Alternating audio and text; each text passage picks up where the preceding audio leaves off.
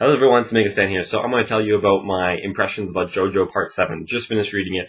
I'm actually almost done Part 8. I'm almost caught up to Part 8 now, so I'm about halfway through what's like Chapter 27 or something of Part 8.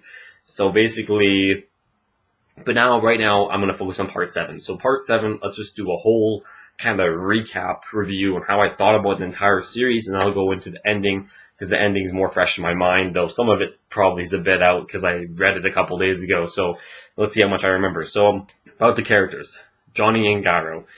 These were like kind of brothers, and it was kind of, I guess, the first JoJo where you had two characters that were really kind of like brothers related in their quest, in their story, and they were basically two protagonists. Some people may disagree, but I believe it was two protagonists and that they both had equal value in the story. Of course, none of the protagonists' goals really get met. Spoiler, this is for people who read Part 7. None of the people's goals really necessarily get met. No one's goals really gets met. Actually, everyone gets screwed over in the end. No one really accomplishes their goals. But at the start, Gyro has one goal, Johnny has another goal, and they each have their own goals. So they're each kind of like protagonists going for their own goal, but they're working together because Johnny's goal at the very beginning has some correlation with moving again and walking. Because if you don't know, Johnny's actually handicapped, which is the first JoJo to ever be handicapped, which is very interesting to have one of our main protagonists to be disabled. So if anyone who's disabled and wants to have like a touching action story where just you have a badass character who's disabled, then this would be the character, Johnny Joestar.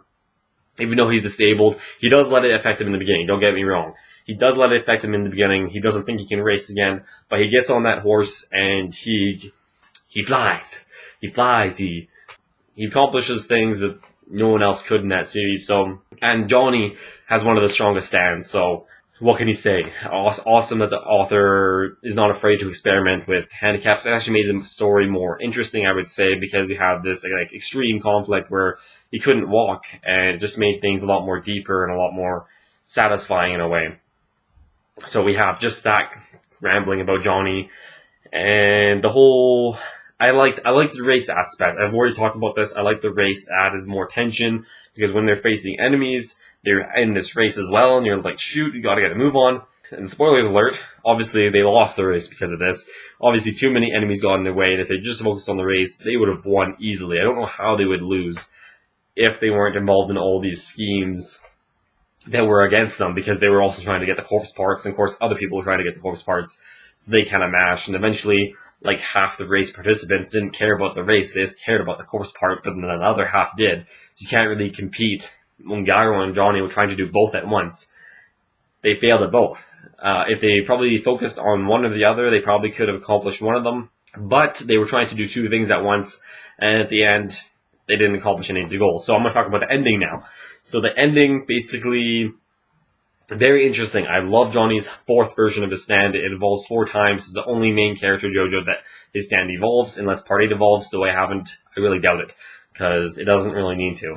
So, as Part 7, we get Johnny's infinite attack. Obviously, I think it was building up to it. It wasn't a surprise. I could see it happening, but when it happened, I was like, shit, this is going down. Because basically, obviously from the golden rotation energy, if you run the horse while it's in this circle of life infinity rotation, while you're using your move in the infinity rotation, it basically is like infinity times infinity, and it causes an infinity attack.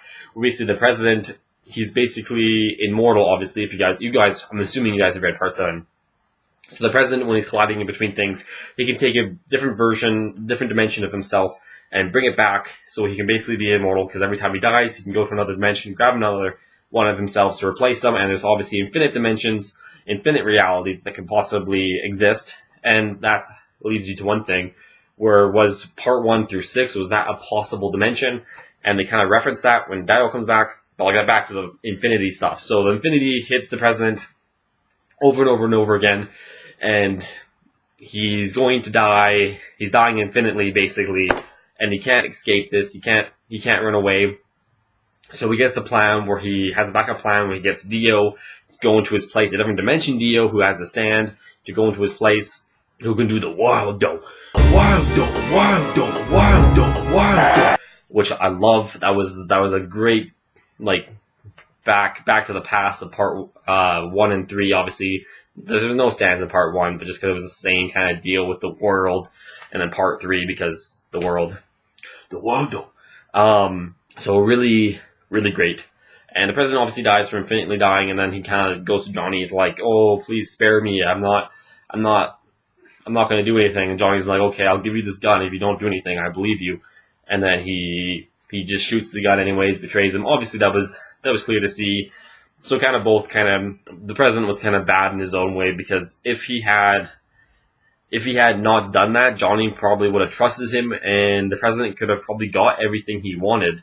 And so I think it's just a miscalculation on the president. He just didn't trust Johnny enough, and he was just looking for that opportunity. And I think if he just was a bit less, if he just controlled his anger and his emotions just a bit more, he probably could have gotten the corpse part and made Johnny believe that he was in fact the righteous person in this scenario.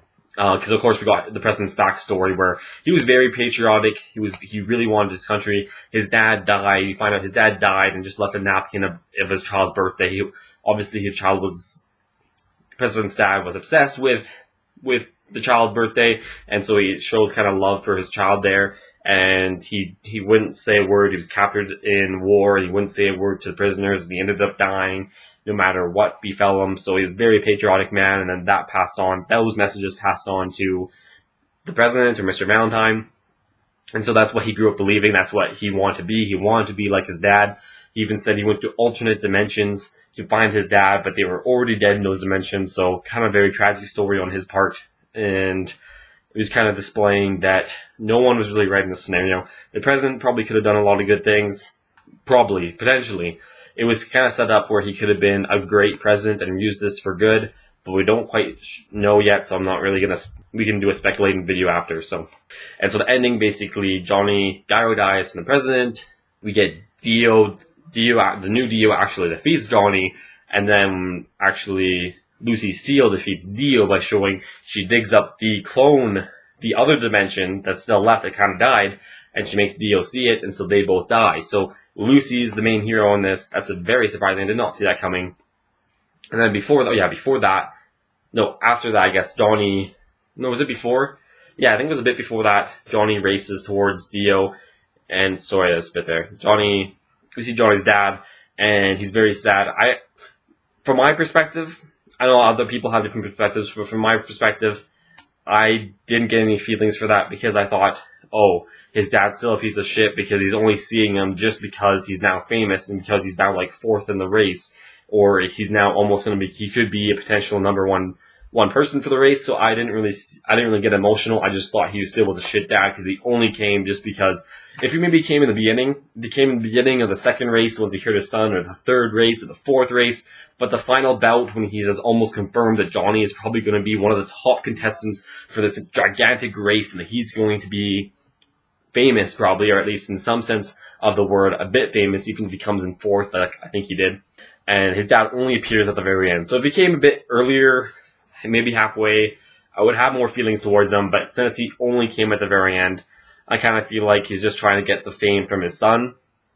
But I think some people would digress, and some people I know that I've talked to had feelings for that. I just personally didn't, because that was my perspective when I saw him, and that was where my mindset led to. So yeah, we have that. So there's a bunch of things. So it's a very good read in general. So I think we kind of talked about the end. I think I just talked about what I had to discuss. So it was a pretty long video already. Is there anything else that happened? We had, just everyone dying, no one's goals. Gyro and Johnny don't win the race, and Johnny doesn't get the corpse part. So no one's goals were kind of satisfied. And then in part 8, we see more Johnny and how he dies. I already got to that part. That was very interesting. Part 8 is one of my favorite parts, and maybe I'll have a discussion of that later. Maybe next JoJo Day, I'll have a first impressions of it. So stay tuned if you like JoJo. Stick to me every Friday, and I'll have something new. And if you like what I have to say, please like and subscribe down below. And I do manga reviews. I'm probably doing AMVs soon. I do anime Let's Plays. So I'm trying to broaden my perspectives. So thank you, everyone, and see you out.